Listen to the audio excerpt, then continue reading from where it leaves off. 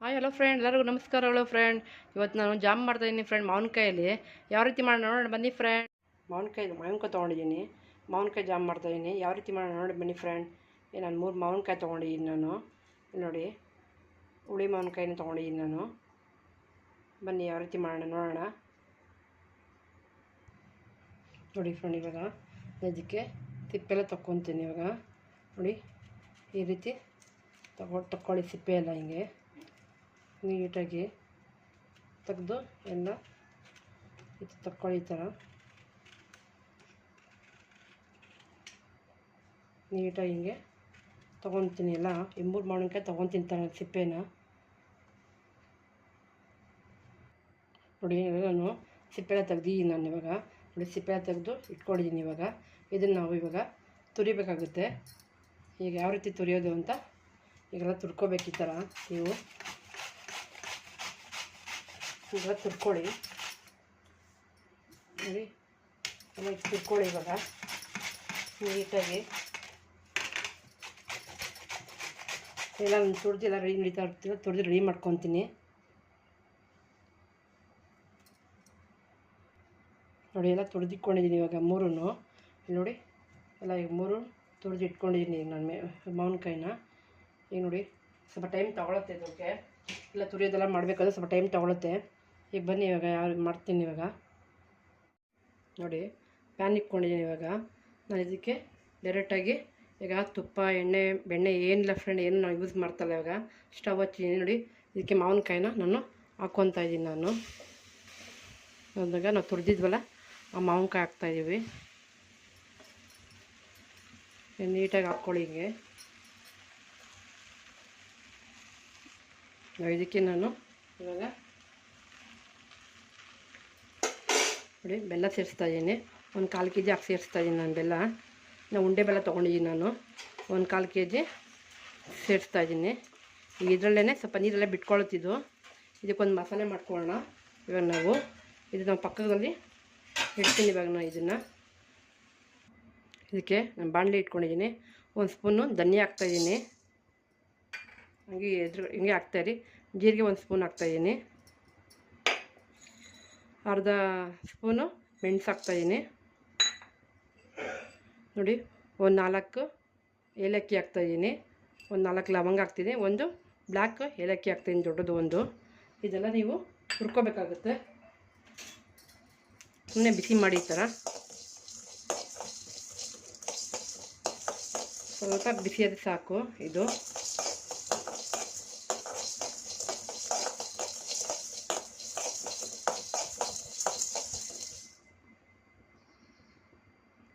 ಇದಾಗಿದೆ. ಸ್ವಲ್ಪ ಆರಾಮಾಗಿ ಸ್ಮೆಲ್ ಬರುತ್ತೆ ಗಮ್ಮ ಅಂತ. ಅಷ್ಟಾಗಿ ಸಾಕಿದು. ಇವಾಗ ಇದನ್ನು ನಾವು ತೆಗಿಯೋಣ. ಇದು ಒಂದು ಬೇರೆ ಪ್ಲೇಟ್ಗೆ ನಾವು ಹಾಕ್ಕೊತಾ ಇದ್ದೀವಿ. ಇಲ್ಲಿ ನೋಡಿ, ಬೇರೆ ಪ್ಲೇಟ್ಗೆ ಹಾಕ್ಕೊಳ್ಳಿ. ಈ ಥರ ಹಾಕ್ಕೊಂಡಿದ್ದೀವಿ ನೋಡಿ. ಇಟ್ಕೊಂಡಿದ್ದೀನಿ ಇದನ್ನು. ಏನು ನೋಡಿ, ಎಲ್ಲ ಚೆನ್ನಾಗಿ ಸ್ಪಂಜಿ ಬಿಡ್ತಾಯಿದೆ ಇದು. ಇಲ್ಲಿ ನೋಡಿ ಈ ಬಿಟ್ಕೊತಾ ಇದೆ ಈಗ ಬೆಲ್ಲ ಎಲ್ಲ.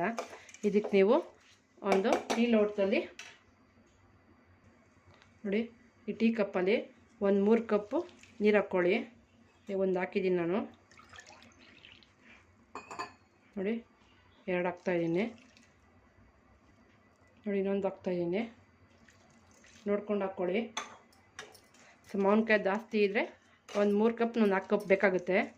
ಇದು ಚೆನ್ನಾಗಿದು ಕುದಿಬೇಕಾಗುತ್ತೆ. ಚೆನ್ನಾಗಿದು ಎಲ್ಲ ಕುದೀಲಿ. ಇವಾಗ ತೀರಾ ನೋಡಿಕೊಂಡು ನೀವು ನೀರು ಹಾಕ್ಕೋಬೇಕಾಗುತ್ತೆ. ತುಂಬ ಸ್ಮಾಲ್ ಕಪ್ಪಲ್ಲಿ ಹಾಕ್ಕೋಬೇಕು ನೀವು ನೀರು ನೋಡಿ. ಇದು ಚೆನ್ನಾಗಿ ಸ್ವಲ್ಪ ಬೆಲ್ಲ ಎಲ್ಲ ಕರಗಬೇಕು. ಉಂಡೆ ಬೆಲ್ಲ ತೊಗೊಂಡಿದ್ದೀನಿ ನಾನು. ಆರ್ಗಾನಿಕ್ ಉಂಡೆ ಬೆಲ್ಲ ಯಾವುದನ್ನು ನೀವು ಯೂಸ್ ಮಾಡ್ಬೋದು. ನಿಮಗೆ ಸಿಹಿನ ಇನ್ನೂ ಬೇಕು ಅನಿಸಿದ್ರೆ ನೀವು ಆ್ಯಡ್ ಮಾಡ್ಕೊಬೋದು ಸಿಹಿನ. ಒಂದು 1/4 kg ಹಾಕಿದ್ದೀನಿ ನಾನು. ನೀಟಾಗಿ ಇದಕ್ಕೇನು ಎಣ್ಣೆ ತುಪ್ಪ ಏನು ಬೇಕಾಗಿಲ್ಲ ಫ್ರೆಂಡ್. ತುಂಬ ರುಚಿಕರವಾಗಿರುತ್ತೆ, ಆರೋಗ್ಯಕರವಾಗಿರುತ್ತೆ. ನೀವೊಂದ್ಸರಿ ಟ್ರೈ ಮಾಡಿ. ಈಗ ಮಾವಿನಕಾಯಿ ಸೀಸನ್ ಬೇರೆ. ನೀವೊಂದ್ಸರಿ ಟ್ರೈ ಮಾಡಿ. ಇದು ಮಕ್ಕಳಿಗೆ ಎಲ್ಲ ತುಂಬ ಇಷ್ಟ ಆಗುತ್ತೆ. ಇದು ಸ್ವಲ್ಪ ಬೇಯಲಿ, ಎಲ್ಲ ಸ್ವಲ್ಪ ಚೆನ್ನಾಗಿ ಬೇಯಲಿ. ನೋಡಿ ಯಾವ ಥರ ಆಗ್ತಾಯಿದೆ. ಸ್ವಲ್ಪ ತಿಕ್ನೆಸ್ ಬರ್ತಾಯಿದೆ. ಇವಾಗ ಸ್ವಲ್ಪ ಇನ್ನು ಸ್ವಲ್ಪ ಬರಬೇಕು ಇದು.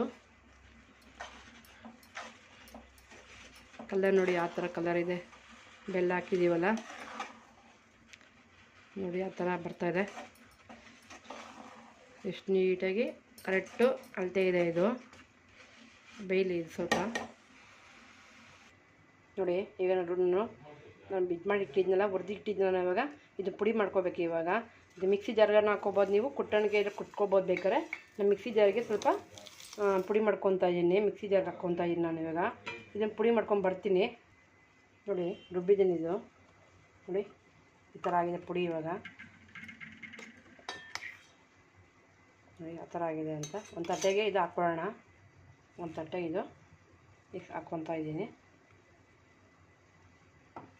ನೋಡಿ. ನೋಡಿ ಈ ಥರ ಆಗಿದೆ ಸ್ವಲ್ಪ ನೋಡಿ. ಅಷ್ಟೊಂದು ನುಣ್ಣಗಿಲ್ಲ, ಸ್ವಲ್ಪ ತರ್ತರಿ ಥರ ಆಗಿದೆ ನೋಡಿ. ಚೆನ್ನಾಗಿ ಬೇಯ್ದು ಸ್ವಲ್ಪ ಒಂದು ತಳ ಬಿಡಬೇಕಾಗುತ್ತೆ ನೋಡಿ ಯಾವ ರೀತಿ ಆಗಿದೆ ಅಂತ. ಕಲರ್ ಸ್ವಲ್ಪ ಎಲ್ಲ ಚೆನ್ನಾಗಿ ಬರ್ತಾಯಿದೆ. ಎಷ್ಟು ನೀಟಾಗಿ ಈ ಥರ ಇದೆ. ತುಂಬ ಟೇಸ್ಟಾಗಿರುತ್ತೆ ಇದು. ನೀವು ಒಂದ್ಸತಿ ಮನೆ ಟ್ರೈ ಮಾಡಿ ನೀವು. ಮಕ್ಕಳಿಗೆ ಎಲ್ಲರಿಗೂ ಇಷ್ಟ ಆಗುತ್ತೆ. ಮಕ್ಕಳಿಗೆ ಅಕಸ್ಮಾತ್ ಚಪಾತಿಗೆ ಅಕಸ್ಮಾತ್ ಏನೋ ಟೈಮ್ ಆದರೆ ಇದನ್ನು ಕಳಿಸ್ಬೋದು ಬೇಕಾದ್ರೆ ನೀವು. ಚಪಾತಿಗೆ, ಪೂರಿಗೂ ಚೆನ್ನಾಗಿರುತ್ತೆ, ದೋಸೆಗೂ ಚೆನ್ನಾಗಿರುತ್ತೆ ನೋಡಿ ಫ್ರೆಂಡ್. ಈಗ ಇದು ಸ್ವಲ್ಪ ಬೆಂದಿದೆ ಇದು. ನಾನು ಪುಡಿ ಮಾಡ್ಕೊಂಡಿದ್ನಲ್ಲ ಅದು ಹಾಕ್ತಾಯಿದ್ದೀನಿ ಇವಾಗ. ನಾವು ಹುರಿದು ಪುಡಿ ಮಾಡಿರೋದು ಹಾಕ್ತಾಯಿರೋದು ಪೌಡ್ರು ನೋಡಿ. ರುಚಿ ತಕ್ಕಷ್ಟು ಉಪ್ಪು ಹಾಕ್ತಾಯಿದ್ದೀನಿ. ಆಮೇಲೆ ಖಾರದ ಪುಡಿ ಒಂದು ಸ್ಪೂನ್ ಹಾಕ್ತಾಯಿದ್ದೀನಿ. ಅರಶಿನ ಒಂದು ಸ್ವಲ್ಪ ಹಾಕ್ತಾಯಿದ್ದೀನಿ. ಇದು ಮಿಕ್ಸ್ ಮಾಡ್ಕೊಳ್ಳಿ ಇದು ನೀಟಾಗಿ. ಇದು ಹುಳಿ, ಸಿಹಿ, ಖಾರ, ಉಪ್ಪು ಎಲ್ಲ ಚೆನ್ನಾಗಿ ಬೆಣ್ಣಾಗಬೇಕು. ತುಂಬ ಟೇಸ್ಟಾಗಿರುತ್ತೆ ಇದು.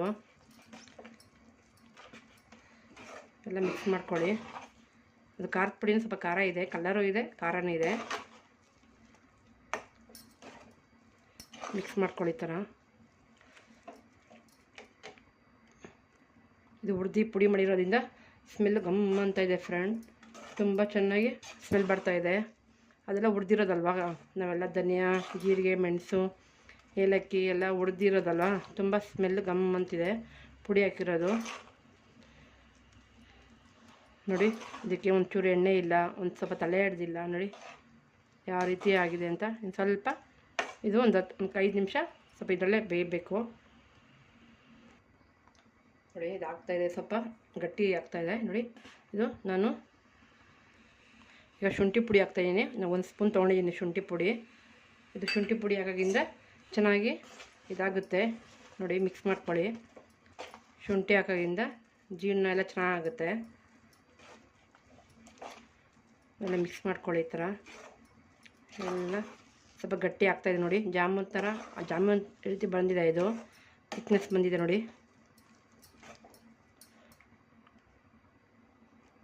ಇದಾಗಿದೆ ಇದು ಇವಾಗ ನೋಡಿ. ಯಾಕಂದರೆ ಇದು ಮಾವಿನಕಾಯಿ ಮಾಡ್ತಾ ಇರೋದಲ್ವ, ಸ್ವಲ್ಪ ಸಮಯ ತಗೊಳುತ್ತೆ ಇದಕ್ಕೆ. ಅದು ಬೇಯಬೇಕಲ್ಲ ಮಾವಿನಕಾಯಿ, ಚೆನ್ನಾಗಿ ತುರಿ ಎಲ್ಲ ಚೆನ್ನಾಗಿ ಬೆಂಡಾಗಬೇಕು ಆ ಬೆಲ್ಲದಲ್ಲೇ. ಈಗ ಆಗಿದೆ ಇದು.